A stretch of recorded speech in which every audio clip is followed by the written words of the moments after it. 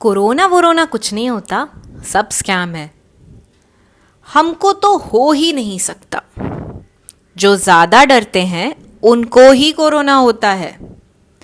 आखिर कब तक घर में घुसे रहें? रिश्तेदारियां भी तो निभानी है।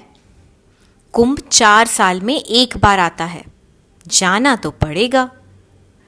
जब जांच के बाद भी घर पर ही रहना है तो जांच कराना ही क्यों, सीधे गोली खा लेते हैं। अरे जांच नहीं करवाएंगे, घर में शादी है, पॉजिटिव निकले तो कैसे शामिल होंगे?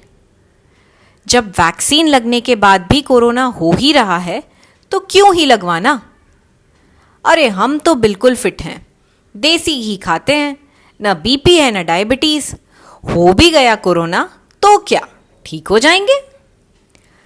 यही कहते हैं ना आप सब लोग। कुछ सवालों के जवाब दीजिए। जब तक आपके किसी अपने की जान नहीं चली जाती, तब तक इस सच को नकार कर क्या हासिल कर लेंगे आप? आपको क्या वरदान मिला है जो आपको कोरोना नहीं हो सकता?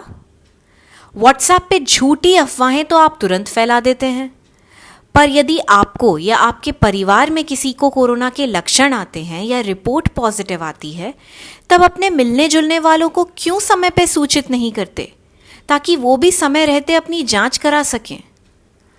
और हाँ, आपको ये क्यों लगता है कि यदि आपने जांच करवाई तो नेगेटिव होने पर भी आपको ज़बरदस्ती पॉजिटिव रिपोर्ट दे दी जाएगी? भाई, हेल्थ सिस्टम अपनी क्षमता से ज़्यादा काम कर रहा है पहले ही, तो आपको ज़बरदस्ती पॉजिटिव बताकर कोई अपना काम नहीं बढ़ाएगा। आप पॉजिटिव तभी आएंगे अगर आप पॉजिटिव होंगे। इतने लोग जो अस्पतालों तक नहीं पहुंच पा रहे, बेड नहीं मिल रहे, दवाइयों की किल्लत है, मरने के बाद जलाने या दफनाने के लिए ज़मीन नसीब नहीं हो रही, उनको कोरोना नहीं है तो और क्या है? 1 साल से doctors, nurses, paramedical staff, police वाले जो बिना रुके काम कर रहे हैं, किस लिए? अब आप कहेंगे आप क्या कर सकते हैं? कर सकते हैं। घर पर रहें, मास्क लगाएं, लक्षण आने पर तुरंत जांच करवाएं। कोरोना किसी को भी हो सकता है, बच्चे, बूढ़े, जवान और हाँ, वैक्सीन लगने के बाद भी। इसलिए कोई भी लक्षण आने पर समय बर्बाद ना करें, तुरंत जांच कराएं और इलाज शुरू करें। हाँ, वैक्सीन लेने के बाद भी कोरोना हो सकता है, लेकिन आपकी जान बचने के आसार बढ़ जाते हैं, इसलिए वैक्सीन अवश्य लगवाएं। अगर आपका ऑक्सीजन लेवल गिर रहा है या सांस लेने में तकलीफ है तो तुरंत अस्पताल पहुंचें। शादियां या कोई भी अन्य कार्यक्रम जो आपकी नज़र में टाला नहीं जा सकता, वो 4 लोगों के बीच भी हो सकता है।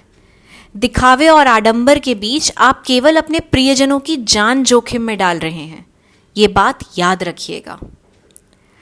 अगर आपको या आपके परिवार में किसी को अभी तक कोरोना नहीं हुआ है तो ये ईश्वर की कृपा है, किंतु अपना उदाहरण देके लोगों में भ्रम ना फैलाएं।